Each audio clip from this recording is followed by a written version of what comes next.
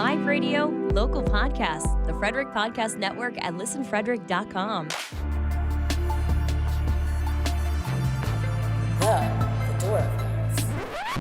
Hello and welcome to the Fedora Files. I am Gregory Fedora, and I am so glad you're here with me today. It's been a while. It's been more than a fortnight since I've done a podcast. I've been busy doing other things. I've been helping out with a couple other podcasts you can go check out. One is called Plague of the Day. Check it out on YouTube. It's a YouTube show that I think you'll find interesting. It's funny, interesting, a lot of just looking at things going on in society.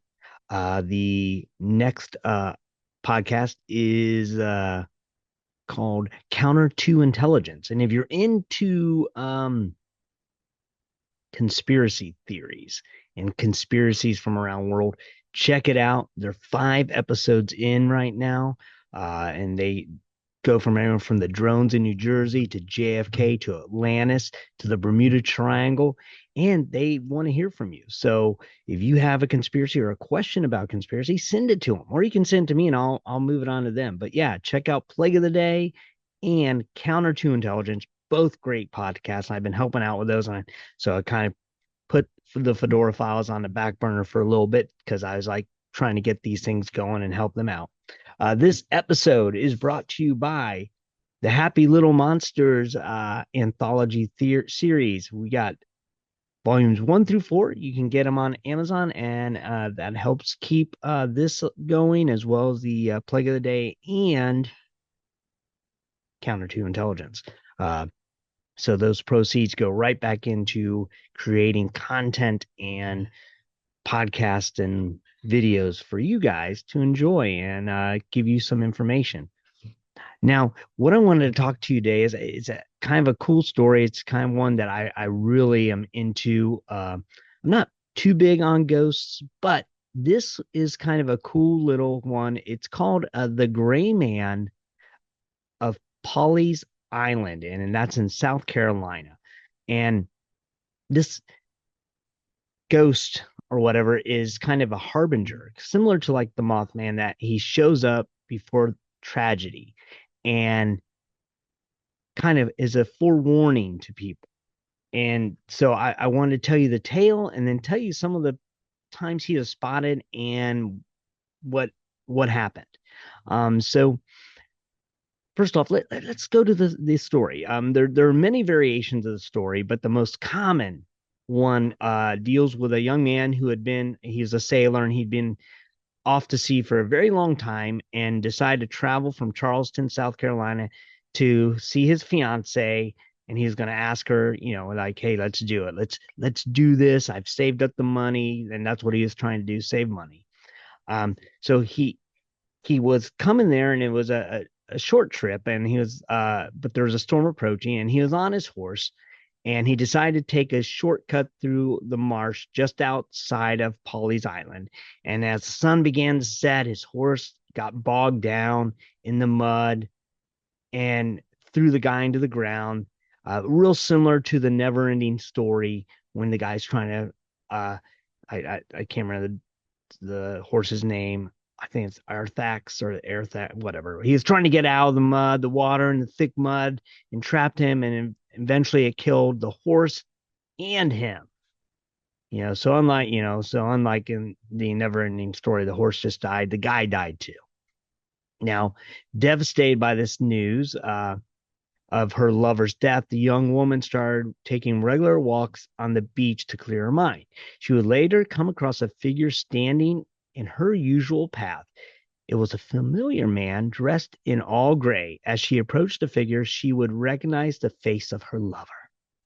Knowing he had been killed, the woman began to question the man, but all he could do was warn her to leave the island, that a serious storm was approaching, and then he vanished.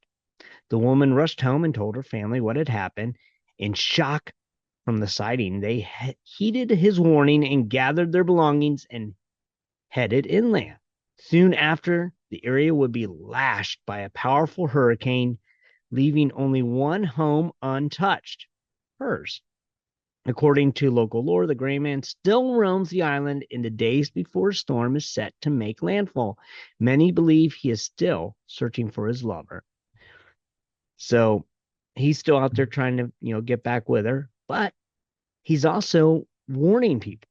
Now, it's been around for years. Now, people still are reporting seeing this guy. All right. Now, in 1954, many people reported seeing the gray man walking on the shore of Pawleys Island, and he was seen there and vanished. And days later, Hurricane Hazel made landfall, hitting Pawleys Island and inland.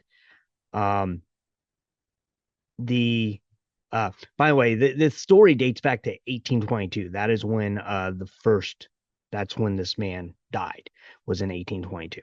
But then again in 1989, again he was seen along the shores of Pawleys Island as this harbinger, and Hurricane Hugo hit. Now, okay, that's, many years ago. But then 2018, the gray man was seen again on Pawleys Island, making his way, warning people that, hey, Pawleys Island's going to be hit. South Carolina coast, be ready. Get ready. Something's going to happen. And guess what? Hurricane Florence hit Pawleys Island and parts of South Carolina. And, it happened. And now there's been other significant storms, not just hurricanes, but significant storms that have hit the land. And again, he's always been spotted days before. He always comes with enough time and enough warning, people who see him, that they have a chance. So it's not like he's there and the storm hits. It's usually a couple of days before, 2 to 3 days is what people say they see him. And he's been a predictor.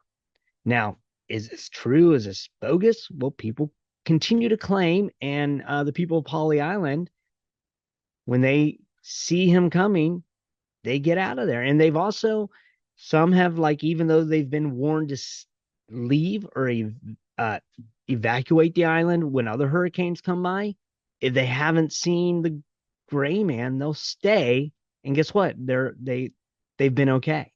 So it seems that this specter or whatever is not malevolent, but benevolent.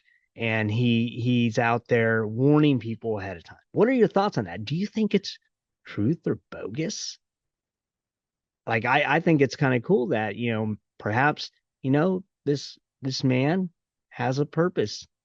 This ghostly figure, this phantom, this specter is out there protecting the island that his fiance loved, and the people on it. And he has a mission.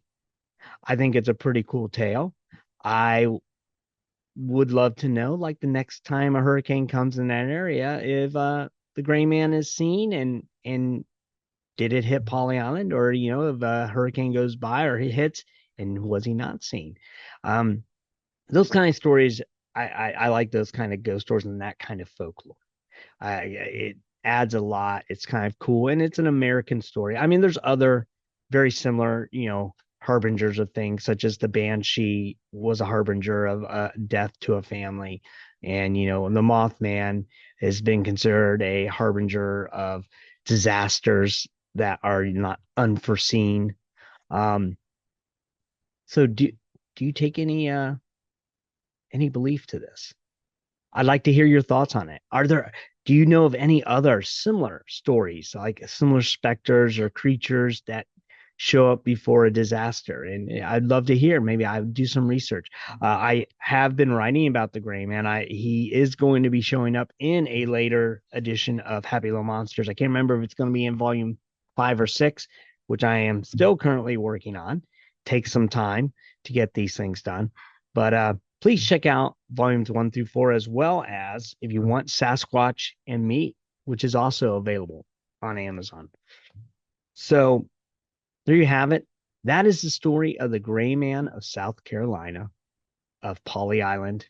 And I hope you enjoyed it, and I hope it's a tale that you find interesting. It's a cool one, and one that, since it's near Valentine's Day, it's one about a lover and lovers. So have a good and safe, happy Valentine's Day. Till next time, stay safe. and keep searching. The Fedora Files. Check out FedoraCRT.com today.